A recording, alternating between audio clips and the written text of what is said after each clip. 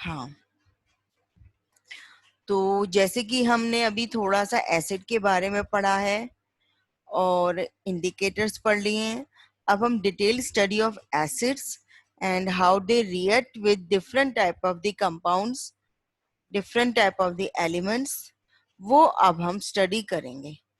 ठीक है, तो जैसे कि सबसे पहले आता है एसिड। ठीक है, एसिड कहाँ से ड्राइव हुआ है, कैसे ड्राइव हुआ है, इसका नाम एसिड ही क्यों रखा गया है। ठीक है, तो एसिड जो है वो एक Latin word that is acidus और एक्रे, जिसका मीन होता है सोर। ठीक है, इसका मतलब यू विल से दैट हल्का सा खट्टा में खट्टा होता है। ठीक है, बहुत माइनर सा कड़वा होता है।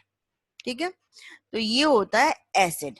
तो जिस कंपाउंड के अंदर सोर टेस्ट हमें मिलता है, वो कैरेक्टरिस्टिक्स होती हैं एसिड की, वो फीचर्स होते हैं एसिड के।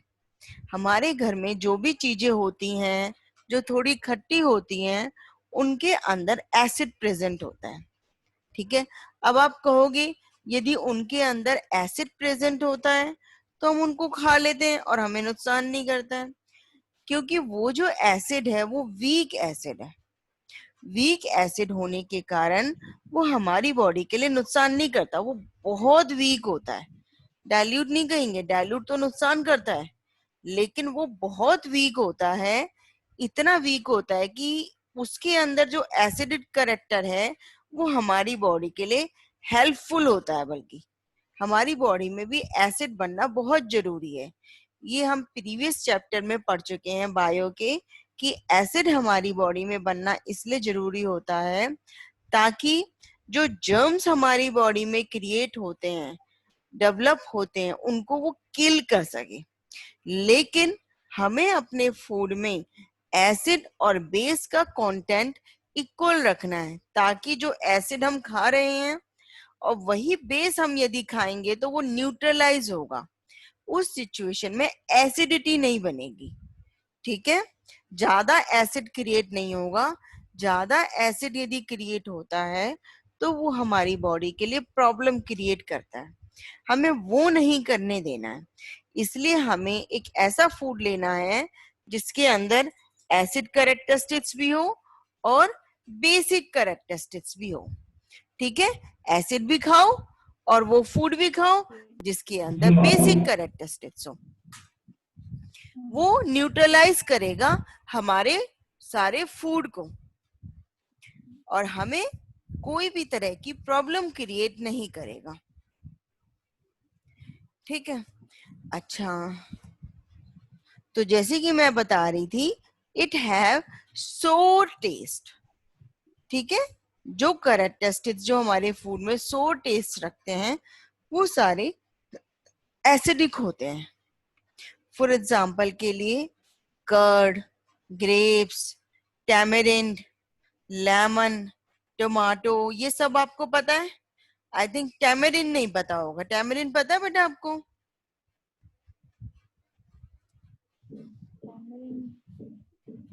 टैमरिंड होती है इमली।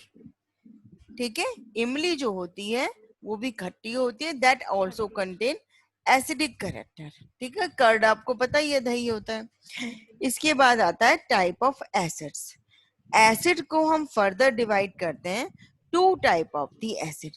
जैसे हमने इंडिकेटर्स को डिवाइड किया है कि जो नेचर से मिलके बने हैं या जो मैन मेड बनाए गए हैं, इसी तरह से एसिड को भी हमने फर्दर टू पार्ट्स में डिवाइड किया है। These are natural acid and mineral acid. Natural acid नाम से ही पता चल रहा है, जो नेचर में अवेलेबल है। That means all the food जो हम खाते हैं which have sour taste, these all are considers acid. ठीक है, प्लांट से मिले, एनिमल से मिले, वो नेचुरल एसिड। अब जैसे एनिमल से हमें दूध मिलता है, दूध का हम कर्ड बना लेते हैं। ठीक है, प्लांट से हमें ये सारे फ्रूट्स मिलते हैं, ग्रेप्स, टैमरिन, लेमन और ये टमाटो, ये सब जो होते हैं दीज आर नेचुरल एसिड। इनका दूसरा नाम होता है ऑर्गेनिक एसिड, ठीक है। ऑर्गेनिक वर्ड याद कर पाओगे? बीच में आता था कि ऑर्गेनिक फूड हमें खाना चाहिए, वो रिलेटेड होता है वेजिटेबल से जिसके अंदर कोई भी केमिकल्स ना हो, फ्री ऑफ फर्टिलाइजर्स हो, ठीक है। मैन्योर तो यूज हो बट फ्री ऑफ फर्टिलाइजर हो। क्यों? क्योंकि फर्टिलाइजर्स में केमिकल्स होते हैं, वो हमारी बॉडी के लिए हार्मफुल होते हैं। वो जो वेजिटेबल्स ग्रो की जा रही हैं उसमें कुछ साइड इफेक्ट्स प्रोवाइड करते हैं। अब जैसे मेडिसिन है, हम अपनी बॉडी में मेडिसिन लेते हैं, तो मेडिसिन जो होता है वो किसी बीमारी को तो ठीक कर रहे हैं, but that is true, they also give a side effect, तो same as the fertilizer. But जो मैन्योर होता है, जो खाद होती है जो घर में बनाई जाती है, वो हेल्दी होती है क्योंकि वो सारी क्वालिटीज फुलफिल नहीं करती है। समटाइम हमें बहुत जल्दी वेजिटेबल्स ग्रो करनी होती हैं, इसी वजह से भी हम फर्टिलाइजर्स यूज करते हैं, या कहो हमें अपनी वेजिटेबल्स को पेस्ट से या किसी भी तरह के कीड़ों से बचाना होता है, इसी वजह से भी हम फर्टिलाइजर यूज करते हैं। बट जो ऑर्गेनिक वेजिटेबल्स होती हैं वो प्योर वेजिटेबल्स होती हैं, कोई टाइप का केमिकल या फर्टिलाइजर यूज नहीं होता उनमें। These are very healthy, but इनको समटाइम टाइम लगता है ग्रो करने में, इजिली ग्रो नहीं होती हैं ये, इसीलिए ये कॉस्टली भी आती हैं। इसके बाद आता है जैसे कि मैंने बताया नेचुरल एसिड, एंड सेकंड है मिनरल एसिड, ठीक है। तो नेचुरल एसिड हमें मिला नेचुरल सोर्स से, नेचर से। नेचर मींस प्लांट और एनिमल, यही तो दो सोर्स हैं जिनसे हम अपना फूड लेते हैं, ठीक है। कॉमनली फाउंड ऑर्गेनिक एसिड, कुछ एग्जांपल्स हैं जिनको हम देखेंगे। अब सिट्रिक एसिड, जो सिट्रिक एसिड होता है that we get from orange and lemon. Tartaric acid, ये टैमरिन से मिलता है, ये ग्रेप से मिलता है। बेटा ये आपको लर्न ही करना पड़ेगा, कोई लिंक बना लेना, क्योंकि ये मैम आपको उसमें एमसीक्यू में पूछेंगी। लैक्टिक एसिड, लैक्टिक जो वर्ड है लैक्टोजन, वो दूध होता है, ठीक है। तो एसिड यदि बात हो रही है तो वो कर्ड के अंदर होगा, या जो सोर मिल्क बन जाता है जिससे हम पनीर बनाते हैं, मतलब खट्टा हो जाता है paneer, is not a acid. दूध खट्टा हो गया, दैट इज लैक्टिक एसिड, उसके अंदर लैक्टिक एसिड क्रिएट हो गया। देन ऑक्जेलिक एसिड, वो टमाटो से मिलता है। एसिटिक एसिड केचप या विनेगर से मिलता है, ठीक है ना। विनेगर भी बहुत वैरायटी के आते हैं, कुछ हेल्दी विनेगर भी होते हैं, जैसे कि that is Apple cider vinegar, आपने सुना होगा, वो बहुत हेल्दी होता है, वो हमारी बॉडी के लिए हमें यूज करना चाहिए। इवन कुछ विनेगर एक्चुअली बनता कैसे है, चीजों को सड़ा के, जब हम ग्रेप्स को या और भी बहुत सारी चीजों से बनता है, जब इनको हम सड़ा देते हैं पूरी तरह से तो विनेगर बनता है, ठीक है।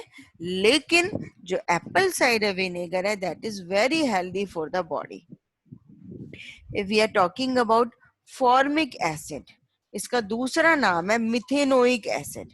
बेशक अभी आप इस नाम को याद मत करना, मैं कार्बन एंड इट्स कंपाउंड पढ़ाऊंगी, उसमें नेमिंग है, हम कार्बन के जितने भी कंपाउंड है, ये जो फॉर्मिक एसिड है ये कार्बन कंपाउंड है, इसका नाम मिथेनोइक क्यों है वो पूरी डिटेल स्टडी हम जब ही पढ़ेंगे, ठीक है। तो दिस इज फॉर्मिक एसिड, ये हमें मिलता है आंट के काटने से, आंट स्टिंग या नेटल लीफ स्टिंग।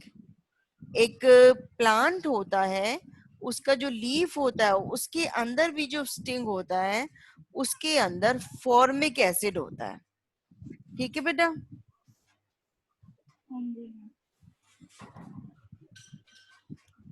अच्छा समटाइम जब ये, हाँ बेटा बोलो। फॉर्मिक एसिड का दूसरा नाम दूसरा नाम मिथेनोइक एसिड है, ये हाँ, आयुपैक नेम ठीक है, ये आयुपैक नेम है जो कि पूरे ऑल ओवर लैब। वर्ल्ड में केमिस्ट्री ऑर्गेनाइजेशन ने जो नाम डिसाइड किए गए हैं कि सभी जगह ये नाम बोले जा सकते हैं, ये वो नाम है। ठीक है, इसको हम डिटेल में पढ़ेंगे अपने कार्बन एंड इट्स कंपाउंड में। इसके बाद आता है mineral acid. Mineral acid that prepare from minerals are known as mineral acid. Inorganic acid, जो ऑर्गेनिक ना हो, that is inorganic acid. Minerals क्या होते हैं? जो हमारे मेटल्स हैं, जो हमारे नॉन मेटल्स हैं, उनसे मिलके बने, मैन मेड, मैन के द्वारा बनाया गया है। सिंथेटिक एसिड, इसको सिंथेसाइज किया गया है लैब में। ठीक है ना, तो इतने सारे नाम हैं इसके, mineral acid, inorganic acid, man made acid, synthetic acid. अब इसका एग्जाम्पल आता है जैसे कि HCl है, सल्फ्यूरिक एसिड है, नाइट्रिक है। ये सारे जो होते हैं ये लेबोरेटरी में यूज होते हैं और ये स्ट्रॉन्ग एसिड होते हैं। इनको हम वाटर ऐड करके डाइल्यूट एसिड बनाते हैं। समटाइम लैब में हमें डाइल्यूट एसिड यूज करना होता है तो हम इनमें वाटर ऐड कर लेते हैं। अच्छा, कभी भी डाइल्यूट एसिड बनाने के लिए एसिड में वाटर ऐड नहीं किया जाता है, पता है आप लोगों को ये बात? हमेशा वाटर में एसिड यूज किया जाता है। क्यों? इसके पीछे रीजन ये होता है, जो एसिड होता है यदि उसमें हम वाटर ऐड करते हैं, एसिड यदि आप उसमें धीरे धीरे वाटर ऐड करते हो तो वो एक्सोथर्मिक रिएक्शन बन जाती है। Exothermic means lot of heat निकलती है, इतनी हीट निकलती है समटाइम हमारी बॉडी के अंदर से, मतलब बॉडी को वो फ्यूम्स हार्मफुल हो सकती हैं। एसिड आपने कंसंट्रेटेड लिया, उसमें यदि पानी डाला तो फ्यूम्स निकलेंगी, बहुत जबरदस्त बबल्स निकलेंगे। वो जो बना रहा है जो एसिड, उसके लिए भी हार्मफुल हो सकता है। इसी वजह से हमेशा पानी लिया जाता है, पानी के अंदर एसिड डाला जाता है। ये चीज जब आप +1 +2 में आते हो, सबसे पहले ये चीज जरूर बताई जाती है, कहीं बच्चा उस चीज को गलत ना कर दे। ठीक है। अच्छा, इसके बाद आता है जो ऑर्गेनिक एसिड है, जो हमारे नेचुरल एसिड है, वो वीक एसिड होते हैं। ठीक है, क्यों? क्योंकि उनको हम इजीली खा सकते हैं, बहुत वीक होते हैं। लेकिन जो नेचुरल होते हैं, ओ सॉरी, जो मिनरल एसिड्स होते हैं वो स्ट्रॉन्ग होते हैं, उनको हम वीक बना सकते हैं by adding water. That means mineral acid can be strong as well as weak. ठीक है बेटा? मिनरल एसिड, लवण्य क्या कह रहे हो बेटा? मिनरल एसिड जो होते हैं उनको हम वीक, वैसे वो स्ट्रांग होते हैं पर पानी डाल के हम उन्हें वीक बना सकते हैं। हाँ हाँ हाँ, बिल्कुल बिल्कुल बिल्कुल। HCl जो है एक्चुअल में वो स्ट्रॉन्ग बनाया जाता है लैब में, लेबोरेटरी में सिंथेसाइज जो किया जा रहा है।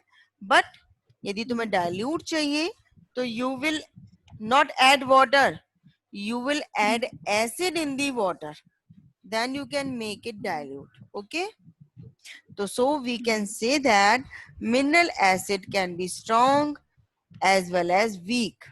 Okay,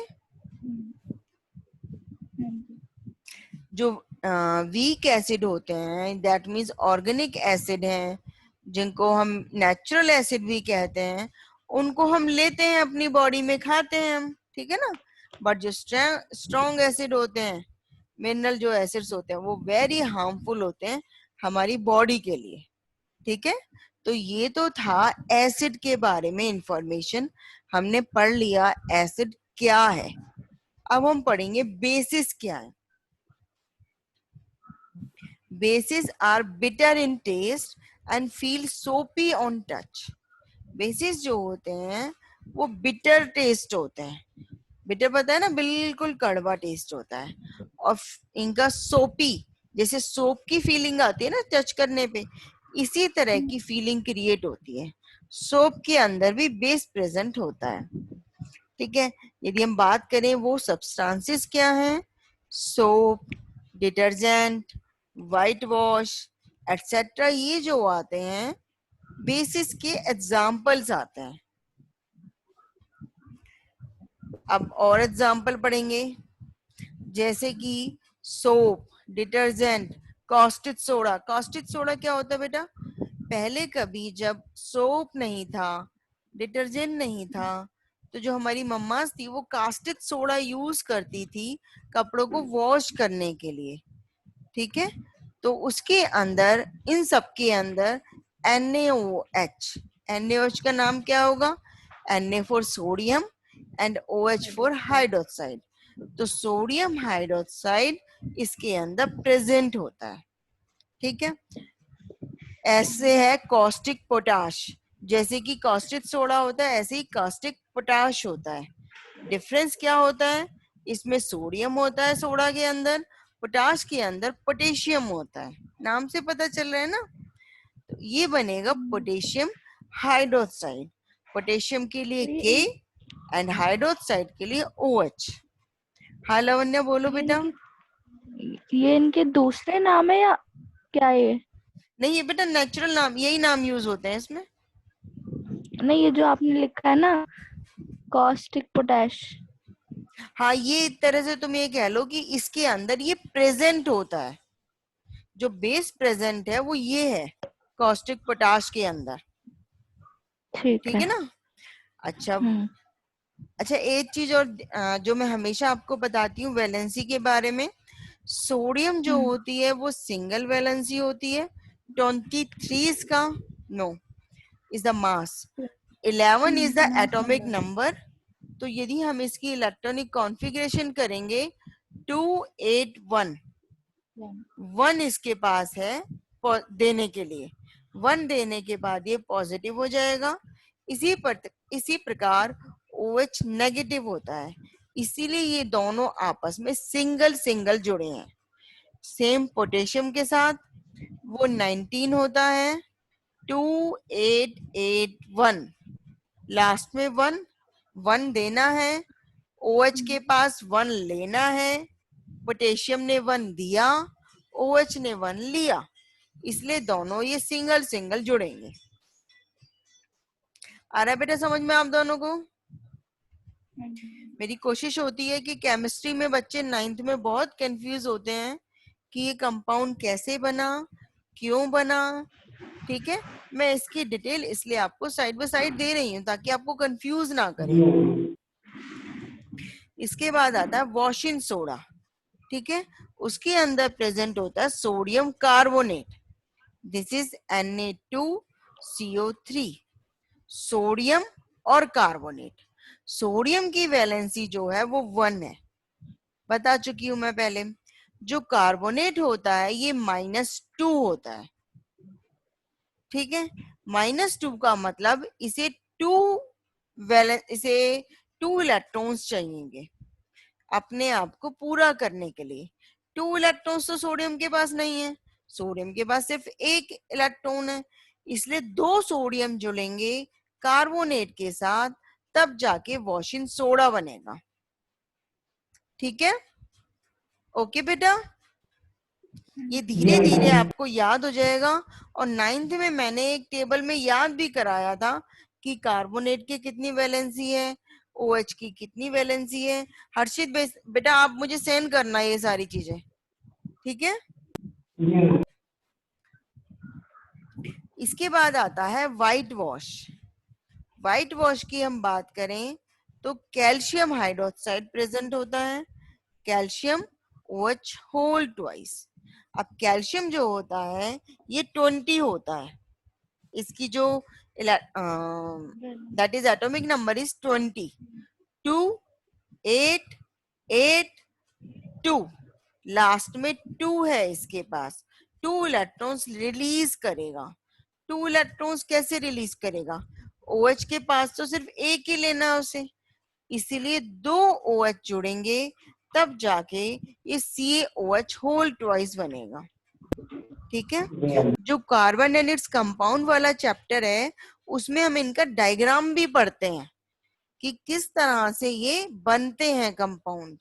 CaOH जो है वो जुड़ जो रहे हैं, वो जब डायग्राम शेप बताया जाता है, वो डिटेल में जब भी बताया जाता है। ठीक है, ठीक है। तो जैसे कि मैंने बता दिया, ये हमारे कॉमन बेसिस हैं, NaOH, KOH, Na2CO3 and CaOH whole twice. Okay, हाँ जी। अब आता है एक word, conduction of electricity in acid और बेस। मींस किस तरह से इलेक्ट्रिसिटी जो होती है वो फ्लो करती है एसिड या बेस में, करेगी या नहीं करेगी, बताओ भाई। इलेक्ट्रिसिटी फ्लो करेगी या नहीं करेगी एसिड में, एसिड में और बेस में।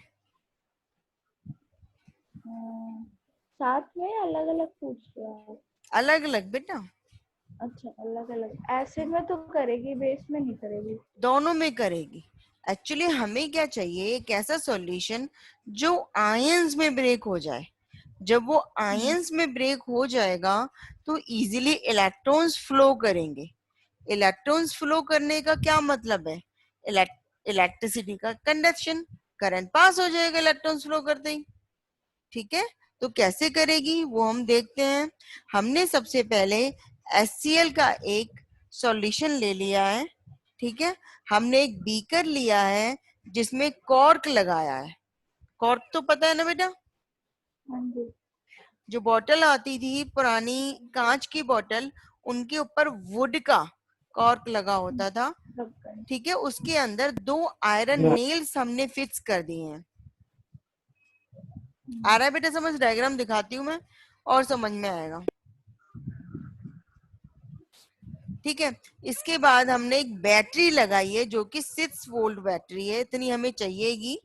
ठीक है, इन दोनों नेल्स को कनेक्ट करने के लिए। और एक बल्ब लगाया है जिससे हमें पता चलेगा जब वो ऑन हो जाएगा, that when it will glow, it will show that कि करंट फ्लो हो रहा है, इलेक्ट्रिसिटी ऑन है हमारे, मतलब फ्लो कर रही है। ठीक है, और एक स्विच लगाया है। तो देखो जरा, सबसे पहले एक बीकर लिया, इसमें नीचे एक कॉर्क लगाया, 2 हमने आयरन नेल लगाए हैं। इन दोनों आयरन नेल को आप देखोगे, एक बैटरी जो कि 6 वोल्ट है, हमने उसके साथ अटैच कर दिया है। हमने यहाँ पे एक स्विच और एक बल्ब लगाया है, बस। ठीक है, और इस कंटेनर के अंदर HCl सॉल्यूशन ले लिया है। ठीक है, हमने डाइल्यूट HCl ही ले लिया है। ठीक है, अब इसके बाद क्या होगा, जब हम स्विच क्लोज करेंगे, जब हम स्विच क्लोज करेंगे तो आप देखोगे थोड़े टाइम में ही जो बल्ब है वो ग्लो करना शुरू कर देता है। इसका क्या मतलब है, इसका मतलब जो है कि यहाँ पर इलेक्ट्रिसिटी फ्लो हो रही है। अब ये फ्लो क्यों हुई है, क्योंकि जब बैटरी लगाई, बैटरी के कारण HCl जो है वो ब्रेक हो गया H positive and Cl negative ions में। ठीक है, अब इसके अंदर थोड़ा सा जैसे डाइल्यूट सॉल्यूशन है ये, तो ऑलरेडी वाटर प्रेजेंट है इसके अंदर, इसके अंदर वाटर प्रेजेंट है।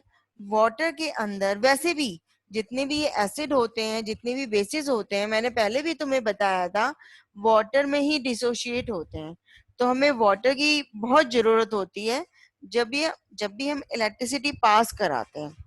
तो जब ये डिसोशिएट होंगे तो H positive ion and Cl negative ion, but क्योंकि वाटर भी प्रेजेंट है वो भी ब्रेक होगा, तो H पॉजिटिव आयन और मिलेगा। इससे हमारे पास हाइड्रोनियम आयन बन जाएगा। हाइड्रोनियम आयन क्या होता है बेटा, जिसमें हाइड्रोजन प्रेजेंट होता है। जिसमें आयन। हाइड्रोजन के जो नंबर्स हैं वो H3 पॉजिटिव हो जाए। बात समझ में आई, जैसे कि हाँ जी। वाटर से 2 हाइड्रोजन मिले H2O से, एक हमें HCl से मिला, तो वो 3 पॉजिटिव हो गए, तो ये बन जाता है हाइड्रोनियम आयन। ठीक है, अब यहाँ पर जो है वो हाइड्रोनियम आयन भी है और क्लोराइड आयन भी है और OH नेगेटिव आयन भी है। ये जो आयंस हैं ये फ्लो करेंगे और चार्ज कंडक्ट करेंगे, जिसके कारण इलेक्ट्रिसिटी फ्लो होगी। ठीक है, यही सेम केस बेस के साथ हो सकता है।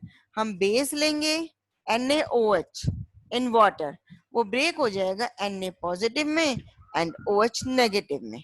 उस केस में OH नेगेटिव आयंस इंक्रीज हो जाएंगे, क्योंकि जो वाटर है वो ब्रेक होगा H पॉजिटिव OH नेगेटिव में। ठीक है बेटा? हाँ जी। हर्षित, आपको भी समझ में आ रहा है बेटा?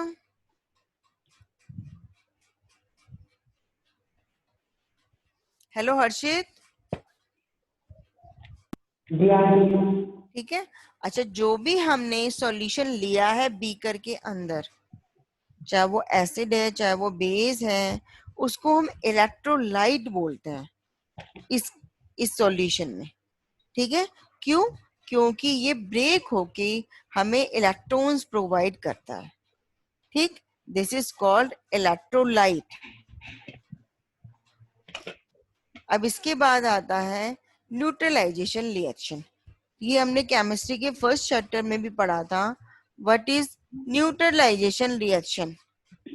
न्यूट्रलाइजेशन रिएक्शन क्या होता है? न्यूट्रलाइजेशन रिएक्शन जो न्यूट्रलाइज करे।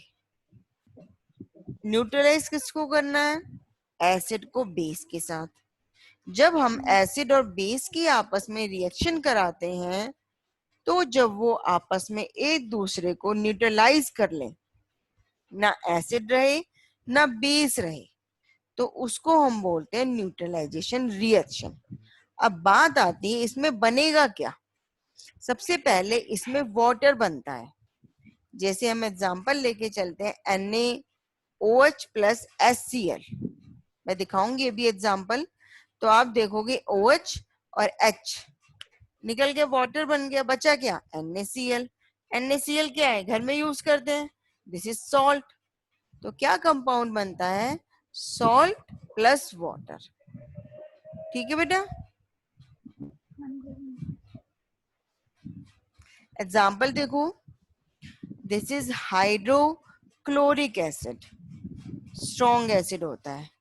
NaOH sodium hydroxide, strong base होता है। जब इनको रिएक्ट करेंगे, H और OH निकल के वाटर और साथ में NaCl बनेगा।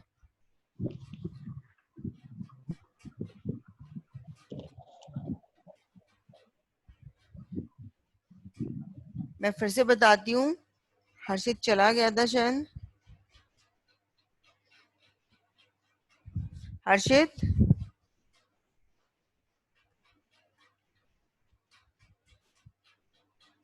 बेटा न्यूट्रलाइजेशन रिएक्शन समझ में आई? दोबारा बोलो बेटा।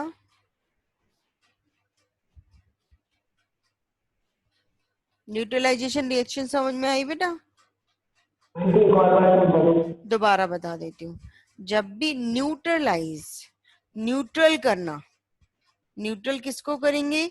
एसिड में बेस मिलाना या बेस में एसिड मिलाना, जिससे उसकी कैरेक्टरिस्टिक ना एसिडिक रहे ना वो बेसिक रहे, उसको हम कहेंगे न्यूट्रलाइजेशन रिएक्शन। ठीक है, जिसके अंदर acid neutralize with a base when they react with each other. अब फॉर्मेशन क्या होगी? सबसे पहले वाटर निकलेगा। जब वाटर निकलेगा तो बचेगा क्या? सॉल्ट। जैसे कि एग्जांपल लेके चलो, HCl plus NaOH, that give us two, water निकाल दो, OH यहाँ से और H यहाँ से, तो ये बच गया NaCl। NaCl सॉल्ट होता है जो हम घर में खाते हैं।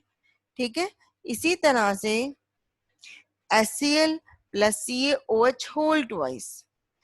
ठीक है, अब इस केस में आप देखोगे कैल्शियम की वैलेंसी 2 है, तो वो 2 क्लोरीन के साथ जुड़ेगा, वो सिंगल क्लोरीन नहीं जुड़ेगा। जैसे यहाँ पे 2 OH लिए हैं, ऐसे 2 क्लोरीन लेगा। हमेशा इक्वेशन बैलेंस करके दिखाना, अनबैलेंस इक्वेशन रॉन्ग कहलाएगी। ठीक है, तो आपको बनाना है CaCl2 और वाटर। फिर इसको आप बैलेंस करोगे कि कितने इसमें कैल्शियम है, किसमें इसमें हाइड्रोजन है, कितने क्लोरीन है। ठीक है, ये गड़बड़ नहीं होनी चाहिए। और रिएक्शन देखो, मैंने ये थोड़ी सी ज्यादा रिएक्शन इसलिए यहाँ पे लिखी है ताकि आपको कंफ्यूजन ना हो। आपके यदि मैम कोई भी रिएक्शन देती है किसी भी एसिड के साथ, किसी भी बेस के साथ, तो आप इजीली फॉर्म कर सको। जैसे कि अब ये आता है हमारे पास सल्फ्यूरिक एसिड। ठीक है, और ये है हमारे पास सोडियम हाइड्रोक्साइड। दोनों ही बहुत स्ट्रॉन्ग होते हैं। तो देखो, हमें जोड़ना है, हमें वाटर निकालना है, हमने निकाल दिया वाटर। दूसरा हमारे पास सोडियम बचा और सल्फेट बचा। सल्फेट जो है यहाँ पर 2 हाइड्रोजन के साथ जुड़ा है, इसका मतलब इसकी वैलेंसी 2 है। जिसके साथ ये जुड़ेगा उसे दो दो एलिमेंट्स लेने पड़ेंगे। जैसे सोडियम के साथ ये जुड़ेगा तो Na2SO4 लेना पड़ेगा।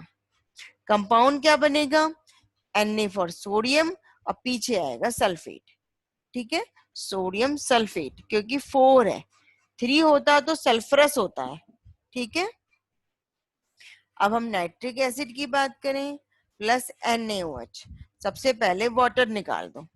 अब यहाँ पे देखो, NO3 जो है वो सिंगल हाइड्रोजन के साथ जुड़ा है, इसका मतलब उसकी वैलेंसी 1 ही है, इसलिए वो सोडियम के साथ भी सिंगल में जुड़ेगा, NaNO3। ठीक है बेटा, नाम क्या होगा? Sodium nitrate. आया बेटा समझ?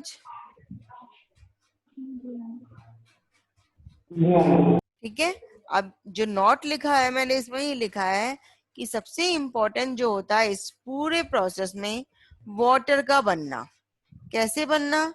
H पॉजिटिव आयंस है, OH नेगेटिव आयंस है, दोनों मिलके दोनों कंबाइन करके वाटर बनाते हैं।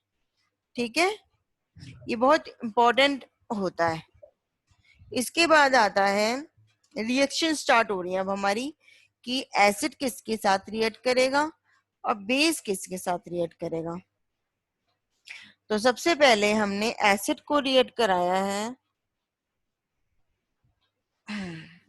मेटल ऑक्साइड के साथ।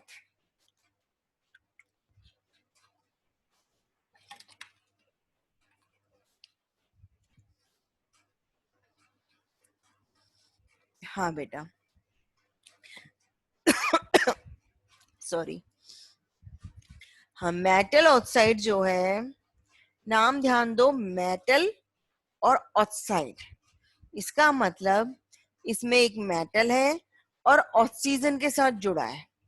ऑक्सीजन का जो एटॉमिक नंबर होता है वो कितना होता है? बताओ हर्षित, लवन्या। 8 होता है। है कितना? बेटा आप लोगों की आवाज ना क्लियर नहीं आ रही है। कितना? 8 8। हाँ हाँ बिल्कुल ठीक, 8 होता है इसका एटॉमिक नंबर।